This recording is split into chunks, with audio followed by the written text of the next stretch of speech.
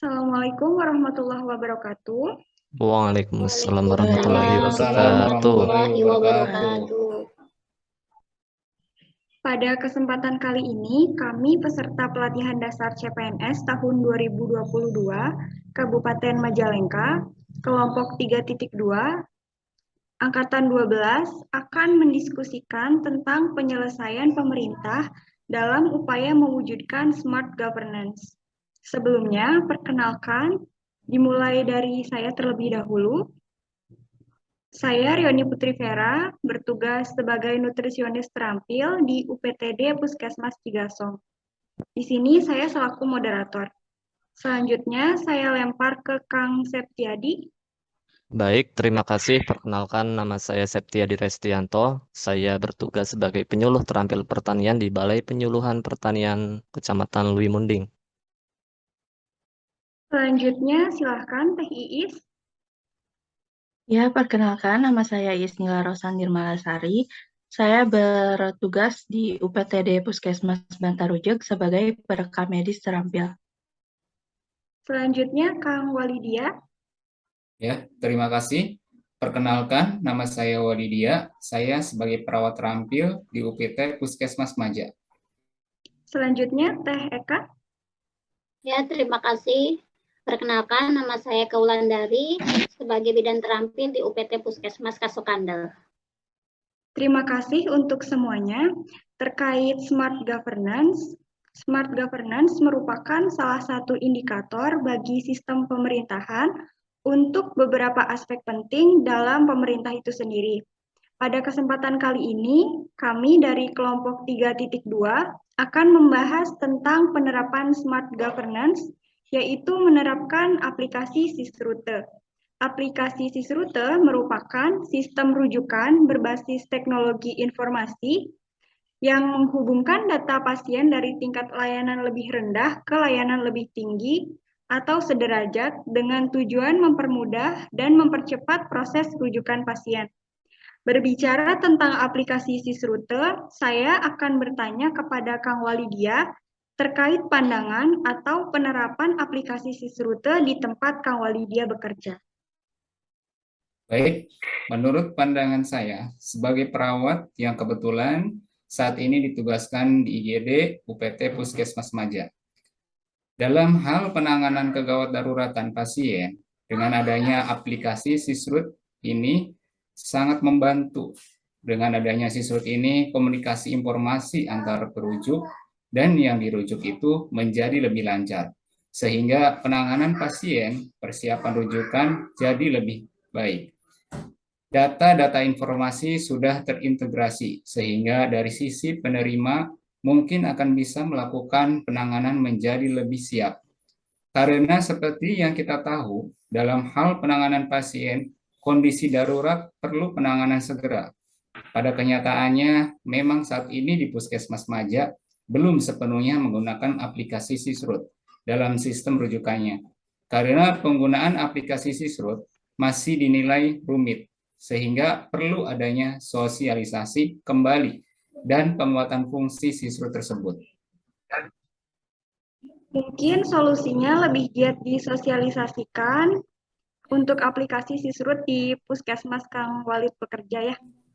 Sekarang saya akan bertanya ke Teh Eka mengenai kelebihan dan kelemahan dari aplikasi Sysrute ini. Ya, baik, terima kasih. Untuk kelebihan dari aplikasi Sysrute ini sangat membantu percepatan pelayanan, memudahkan informasi rujukan terkait kejelasan pasien dapat diterima oleh rumah sakit yang dirujuk, mudah melakukan konsultasi dalam penanganan sehingga pasien lebih terarah dan meminimalkan penolakan pasien dengan koordinasi dan komunikasi antara RSUD dengan rumah sakit yang ingin dirujuk atau rumah sakit penerima. Kelebihan penggunaan Sysrute yaitu perujuk bisa mengetahui tujuan rumah sakit sesuai kebutuhan pasien, memastikan pasien sudah mendapatkan perawatan dari rumah sakit yang dirujuk. Perujuk juga bisa dapat kepastian terhadap pasien yang akan dirujuk. Selanjutnya, kelemahan dari Sysrute, kendala penggunaan Sysrute yaitu server internet tidak stabil, vaskes rujukan kurang responsif, dan data pasien yang dirujuk tidak lengkap sesuai dengan form yang ada di sistem, sehingga menyulitkan rumah sakit penerima menerima jawaban. Sehingga untuk pasien yang gawat darurat yang membutuhkan pertolongan segera agak telat mendapat pertolongan karena harus menunggu balasan dari aplikasi tersebut. Kalau di Puskesmas Kasokande, aplikasi ini terbentuk dari jaringan dan username. Aplikasi tersebut harus login dulu ke akun salah satu petugas dan harus mengisi data OTP sehingga agak menyita waktu atau respon time kurang. Jadi setelah tadi dipaparkan kelebihan dan kelemahan aplikasi Sisrut oleh TEK, selanjutnya saya akan bertanya ke Teh Iis bagaimana pendapat atau penerapan aplikasi Sisrut menurut Teteh di suatu rumah sakit. Ya, baik. Sebelumnya, pengertian rumah sakit adalah institusi pelayanan kesehatan yang menyelenggarakan pelayanan kesehatan perorangan secara paripurna yang menyediakan pelayanan rawat inap, rawat jalan, dan rawat darurat.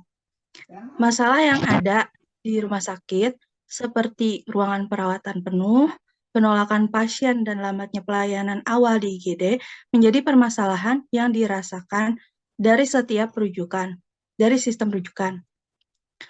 Maka perlu solusi percepatan pelayanan digital dan sistem rujukan terintegrasi atau Sisrute ini. Nah, Sisrute merupakan salah satu solusi dalam percepatan pelayanan rujukan di rumah sakit, mengingat adanya kemungkinan besar terjadinya kendala dalam pelaksanaannya, baik jaringan, balasan yang lama dari rumah sakit, penerimaan sementara pasien harus segera dirujuk. Idealnya, setiap Paskes memiliki SOP Sisrute, tapi balik lagi ke kebijakan pimpinan Paskes tersebut. Idealnya memang Paskes menginformasikan pada rumah sakit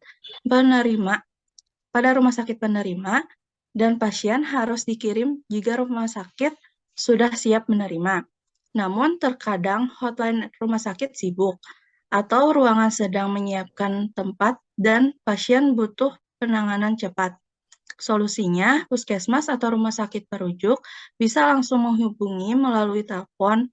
Intinya, harus ada komunikasi antara pihak yang merujuk dan penerima, sehingga pasien bisa tertangani dengan baik dan monitor kondisi pasien di Paskes Anda untuk mencegah komplikasi atau pasien terlantar.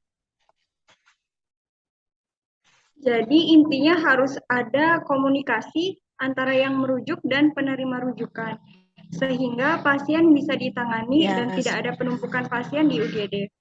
Baik, Kang Septi, saya akan bertanya bagaimana pendapat solusi Kang Septi mengenai aplikasi Sisrut ini.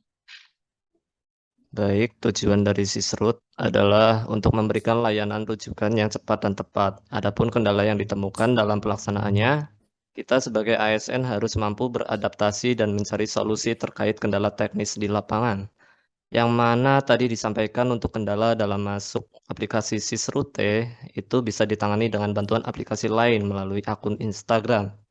Itu akan lebih cepat dalam mendapatkan kode OTP. Kemudian terkait kendala perangkat atau jaringan, kita harus menyiapkan atau mengajukan kepada pimpinan untuk pengadaan perangkat atau jaringan yang memadai. Dan solusi untuk saat ini, kita bisa menggunakan handphone untuk mengakses aplikasi Sisrut. Dan terkait kendala teknis terhadap respon time, kita bisa melakukan komunikasi dengan rumah sakit baik melalui telepon dan atau WhatsApp kegawat daruratan rumah sakit tersebut. Baik, jadi kesimpulan dari diskusi isu aktual tentang aplikasi Sisrut untuk mewujudkan smart governance yaitu lebih giat disosialisasikan dan membuat komitmen bersama antara pihak perujuk dan Paskes rujukan untuk menjalankan sistem rujukan dengan menggunakan aplikasi Sisrut sesuai SOP yang berlaku, agar tidak ada kendala dalam pelaksanaannya. Demikian hasil diskusi kelompok kami. Terima kasih. Wassalamualaikum warahmatullahi wabarakatuh. Waalaikumsalam. Assalamualaikum warahmatullahi wabarakatuh. Assalamualaikum warahmatullahi wabarakatuh. Majalengka, Raharja. Raharja, kelompok 3, ASN ASN berakhlak. berakhlak.